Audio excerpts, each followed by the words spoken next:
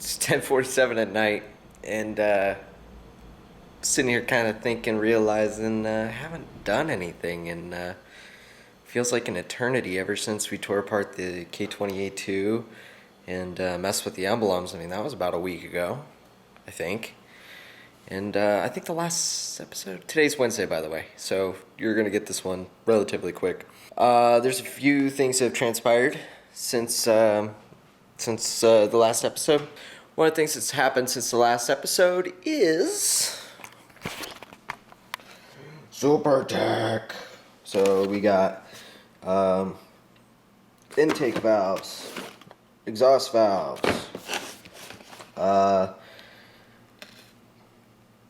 these are springs. Those are 95-pound springs. You got valve guides for the exhaust. You got retainers. You got intake valve guides. We've got keepers. And the only thing keeping this from making it a quote-unquote full Super Tech valve train is the seats. That's it. And the reason why we don't have seats is A, it didn't come with the kit, and B, we already have a dual valve spring set up on the K20A2 head, or the PRB head, or whatever you want to call it, because I think, and correct me if I'm wrong, the early 2002 to 2004 engines had dual valve springs, and then everything after that had single springs. So SuperTech says I forget where I read it, but somebody said you have to have either the Honda OEM valve seats or the spring seats, or you have to have SuperTech. You know, it depends on whether or not you have them. If you don't, then you can buy them from SuperTech. If not, you can use the OEM. That's if you got them. So we got those, so we're going to use those. The only reason why that's still sitting there is because I have to go through about once every month. I get money that I could spend, pretty decent amounts. And I mean, it has to do with like I get 2 paychecks a month normally. One's pretty much almost all rent and a couple of other things. And then the other one is pretty much all fun money, essentially. And that's kind of the way it's split up. It's not 100% the case, but it's pretty much may as well be. The fun money check was where I bought these from. I bought these so in order to make sure I can live, buy the things I need, and not have to basically eat cardboard. I break it up about once a month. I go through and I start buying the stuff that I need. And there's going to be more of that. So I mean, this is going to take several months, but we're going to work on it, and I wish it could go faster, but I'm not monetized, and I don't have time to make a video every day and kind of push to get, to the point where many other channels have already done a million other things to get monetized. So I'm not going to sweat it. If it takes us a little bit longer, that's fine. But under that note, we're not going to be able to make as many videos because I kind of don't have a lot to do. And I got a lot of parts to buy. So I got a couple of other projects. We're going to go have some fun days kind of thing. Probably start this weekend just doing some playing around of stuff. Basically, I don't know if you've seen this. In this one, and I got this before I even thought about building the motor. But this is my little Spark. This is DJI Spark. And so we got this guy, and this is it's a camera. Yeah. So it's a camera you fly, and it kind of mixes, two hobbies I have. As you can see, you can kind of see what I'm into. This one, actually, I bought this one, and I crashed it within like 5 minutes. My friends will tell you the story. It was hilarious. Went to the park, got it up in the air, tried to fix the trims to make it hover, and it did a backflip, landed on itself dead. 10 minutes, gone. This was like $200-300 too, and I wrecked it. I completely destroyed the whole tail end. As you can see, there is no tail shaft, but I kept it for the electronics because good motor and everything on it. So I was gonna try and make a Raspberry Pi Power one. That's what this is. This is all my projects table, in case you haven't noticed. This one was given to me. This is a Walkera Again, kind of the same story. No body, no, you know, it's ugly, but it's got all the electronics and it's got the tail shaft on this one.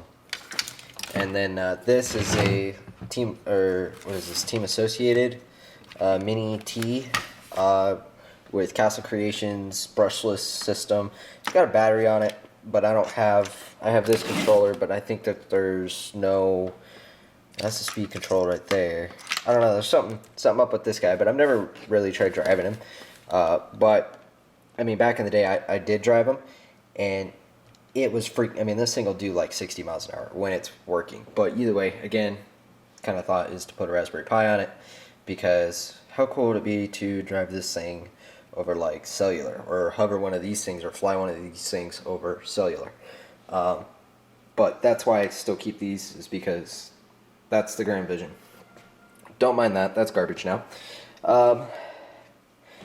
So yeah, so I bought this guy because it mixes two of my favorite things, which is cameras and RC.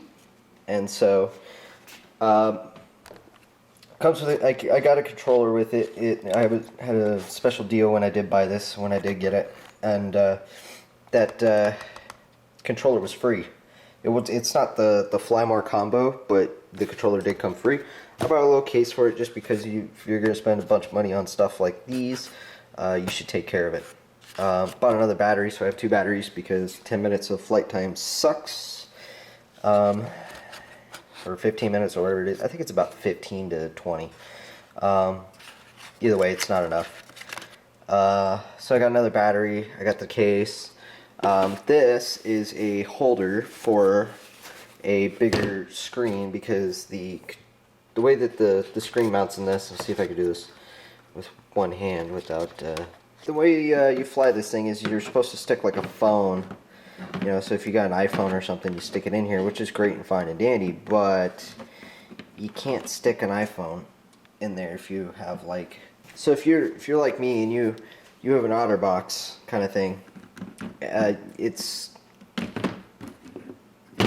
not going to fit in these little grooves, right? So there's a couple things you could do. You could buy one of these adapter things that kind of fit in here and then has a bigger jaw, so you can mount something like this, or you could use something like this, which is my 2018 iPad. I'll have to admit I bought this new, but that's another story. But yeah, so I bought that strictly for flying with this. I tried buying a older one. That was a mess. Do not buy older Apple products. I bought an Apple Mini first generation, or the iPad Mini first generation. Unusable, absolutely unusable. That whole Apple slowing devices down has kind of ruined old devices. So if you really want something good, spend the extra money, go get something new, and don't even buy like the iPad. Well, in my opinion, don't even buy the iPad Mini 4, because it was manufactured and designed in 2015. So those things are only meant to last like, I think the life cycle on that was 3 to 5 years, which would put 2018 at the start of the end of life for that iPad. I actually wouldn't be surprised if they come out with another one in September, the iPad Mini 5, because that thing is really old. I mean, the original iPad Mini came out in like 2012 or 2011 or 2010 or something like that. It wasn't that long before the current iPad Mini, which is the reason why I have a 9.7 inch, is because it was made this last year and is a supported model, which means it will continue to be supported for years to come, and I won't have to replace it. So do your homework on release dates when you're working with Apple products. So we'll probably go and play with this with the iPad, and get some good footage of something.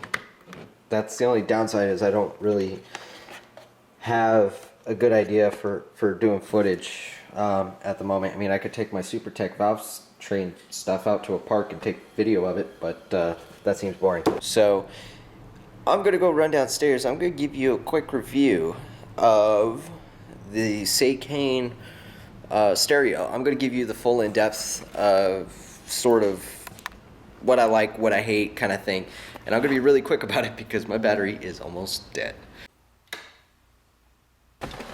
So with this camera, you still can't see much, but you can see the unit itself here. Kind of. Oh, you know what? There we go. Okay, so this is a Seicane unit, and realistically, they're all about the same, which is some sort of like 2 gigahertz or between 1 and 2 gigahertz quad core or some kind of thing like that unit that has like a 2 gigs of memory or something. Basically, it's equivalent to a Raspberry Pi. I forget what all the specs are, but it's not a blazing fast machine. They are touchscreen. They are 7-inch, and these, I mean, they're not bad for the money. I mean, you're still spending $300 on a head unit that does this. Now, these are all coming from China, so you really can't expect too much to come from them because there is a lot of shortcuts. And since we have the Bluetooth screen up right now, as you can see, I have Bluetooth connected. It automatically connected from my phone. So I always have Bluetooth up on my phone here. And as you can see right now, it's playing my Taking Back Sunday radio station, which is great and fine and dandy. The audio quality, depending, sometimes it's good, sometimes it's bad. Let me turn it up.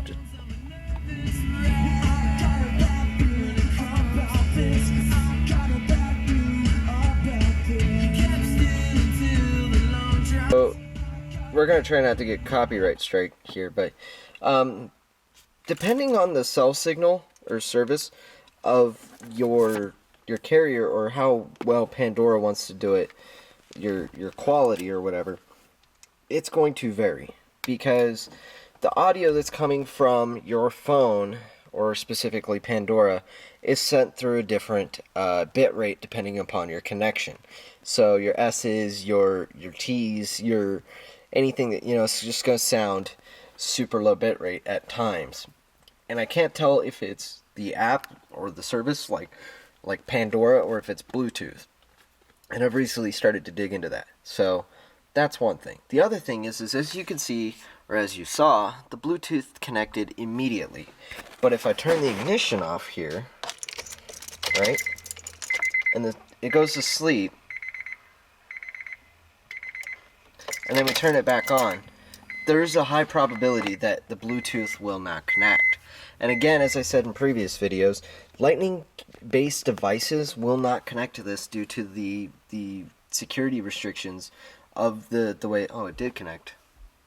If you sit here for long enough, you got I've noticed in my experience about 50% of the time the Bluetooth will actually connect.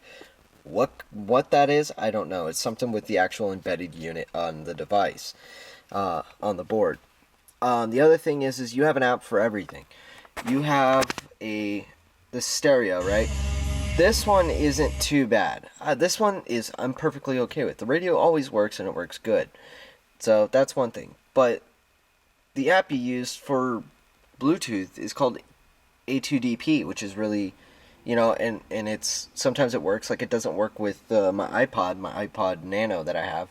It won't. It'll basically act as if nothing's connected. So you have to control it from the iPod still. The other thing is if you want to do Bluetooth through your phone, again with the Bluetooth issues with it randomly connecting, that's one thing. But sometimes you can't get things to connect at all, or you can't control things. Even if you try to dial numbers and you're trying to input numbers, like let's say you're wanting to check your your bank balance and you're doing this or whatever, and it requires input. If it's after the call starts, if there's input, it may not let you press more than one key between responses. So if you press a key and you're waiting for a response back, it won't let you press another one. It's kind of like it's blocking. It's not a non-blocking, but it's also dynamic. There's something weird with it. It's not always 100% responsive like you would expect from your phone, where you can just smash keys and it'll just keep going. And it's intermittent, so depending on how things work, it works good, sometimes it doesn't.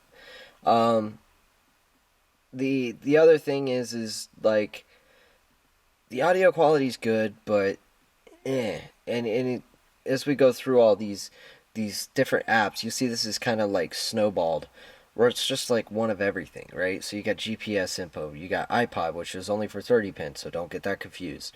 iGo, no idea. Um, DVR, easy connection, DAB, I don't know what this stuff is. I'm pretty sure that one means like digital audio bus or something like that. DVRs for camera, which I don't have connected. Easy connection, which is I don't know. And then I got a couple other things on here that I've done, and realistically, I mean it's limited. It really is limited. The things that I do like. Oh, and the other thing that you may or may not have issues with is the original dashboard that comes with this. Let me go to the settings here. The original dash that kind of comes with the stereo here. Okay, okay. So your home app, right, is normally this is what it looks like when you get it, right? And there's a couple weird glitches with this as this is kind of loaded on there, and there's no existence of it anywhere else. Um, I don't like that, and I've noticed that there's been glitches with it, whatever. So what I've done is I went with something else that other people have said is really good, which is this Nova Launcher, which basically just gives you a generic home screen, which is awesome because that's what I wanted. I want something where I can, like, here's my radio, here's my Bluetooth, I got my Google Maps in case I need to do something here. I've got the Bluetooth for the phone, and then I got the EQ, and then I got my apps, so you got the light bar app, you got my GPS tracker unit that I built, and that's running in the dash off the USB power that comes off the stereo. SSH client, so I can play with those if I wanted to or whatever. It's all there. So I gained a lot of freedom of what this is and traded out a little bit of the audio. Does the music work? Does it do what I want? Absolutely. Is it the best? No. So if you're expecting like professional quality audio or a professional quality product from like a Seicane unit or like Pumpkin or like any of the other like cheaper Chinese in-dash units, you're gonna be let down.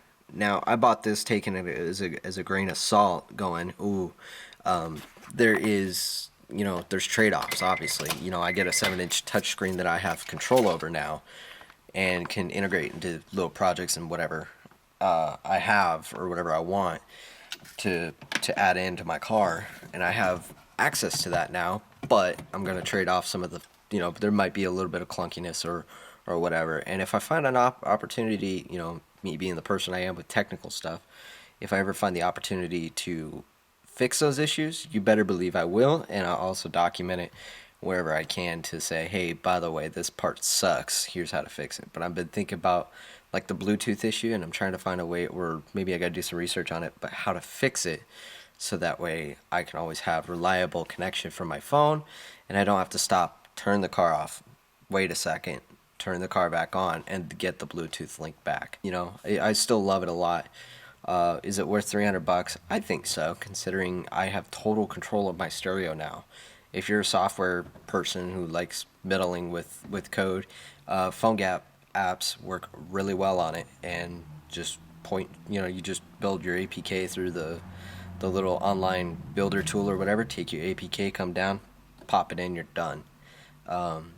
And all you have to do is just launch the APK like you would on normal Android, and it'll ask you, do you want to do this? And you just say yes, and it works. That's what I did with the Lightbar IO app for the light bar that's right here in the back, and it worked just fine. So with that being said, if that's what you want to do, this is perfect. It's like having a little computer in your car, and you still get your radio. If you want audio inputs, I think the auxiliaries, you get like RCA ins. I haven't played with that, but I'm about to, because I want to be able to listen to my iPod or whatever, and I don't want to have to deal with the Bluetooth stuff. So I'll start playing with the AV in. But as of living with this thing for a few months now, this is kind of my, my input. I'd say it's probably like a 6 or 7 out of 10. And honestly, for somebody who's technically minded like myself, who is just a nerd or a geek at whatever, like software programming projects or whatever, this is heaven for me. Being able to have this kind of control and still have access to like Play Store, so you can install other software if you need to. It really opens up doors for freedom. So if you're into those kind of things, I highly recommend it. If you want it for just a general, gonna play music or whatever, go buy like a Pioneer or something, because this is probably gonna give you more of a headache than you really want to deal with. It doesn't do CarPlay. It doesn't do it. It is Android Auto. It doesn't do screencasting, as far as I know. I don't have an Android, anything Android. So I have one tablet, but it's smashed to bits in my backpack. If you're into projects and tinkering and can live with the growing pains of working around certain other gotchas, then this unit's for you. And I love mine, and the screen works great. I'm in the hottest of hot right now. As a matter of fact, well, it's 96 in here now, but it's like excessive heat watch every day, kind of hot. So yeah, so that's a basic overview of the Seicane. If you have any other questions specifically, feel free to hit me up, send me a message, ask me questions. I really have no problem. I would rather you have all your questions answered as opposed to you buying, and spending $300, $400, $500, $600 on one of these units and not being satisfied. I'm not sponsored by them. I bought my own. I just figured I'd do a review. If you have questions about this particular unit or whatever, please contact me. So I can tell you what my experiences on the matter are, and then you can use the information that I've experienced to help you make a smart decision with purchasing. So we're gonna go back upstairs because it is hotter than blazes and my cold drink's already basically warm. So yeah. Okay, so this episode's a little all over the place, and I understand it, but right now it's kind of quiet and bored. And I've always kind of ran under the idea of kind of under the principle that if I have something else to do, I'll do it, and if it's worth sharing, I'll make a video about it, put it out. Not as interested in putting out videos that everybody else is doing or isn't really valuable information. I'm not going to do a review of my Walmart shredder that I got for 15 or 20 bucks or whatever. If it's the same run-of-the-mill stuff, I'm not going to puke out the same information everybody else has already puked out. I'm not going to do a review of Grand Theft Auto 5 because IGN and GameStop and half the other publications around the world have already done it. So what's the point, But this is where we are right now. 32 subscribers, which is awesome. I think that's more than I've ever had on anything ever. And 3,100 views. I know for a fact last week we crossed 3,000, or this week we crossed 3,000 views. So there's been 100 views on that in like a week. And of course 48 videos. That's my end of the bargain. 32 subscribers. Thanks for subscribing. You guys are awesome. And I'm hoping things take off a little bit more. But I'm gonna keep making videos when I can and putting them out there. And you guys, let me know. Like I said, in about September, I'm gonna make a survey kind of thing, and I'll put it on the website once it's all done. And that website will basically have a link to say, tell me how I'm doing. And you guys can go through, and there'll be a bunch of questions, and just give me your input so I can figure out how I can better myself as a YouTuber. Especially for people like the 32 subscribers. I want to know what you guys like, what you don't like, what you want to see more of, what you want to see less of, etc. But with that being said, my battery's flashing yellow on the screen right about where my nose is right now. So I'm gonna go ahead and end this one out. If you liked the video, give it a thumbs up. That helps out, I think. If you haven't subscribed, subscribe, and be sure to check out the social media links below. My Instagram has not much on it. Twitter is a good place to see all my stupid rants or whatever, or yelling at ISPs, because that's one thing I like to do. Either way, until next time, we'll see you guys later. Take it easy. I'm a true champion.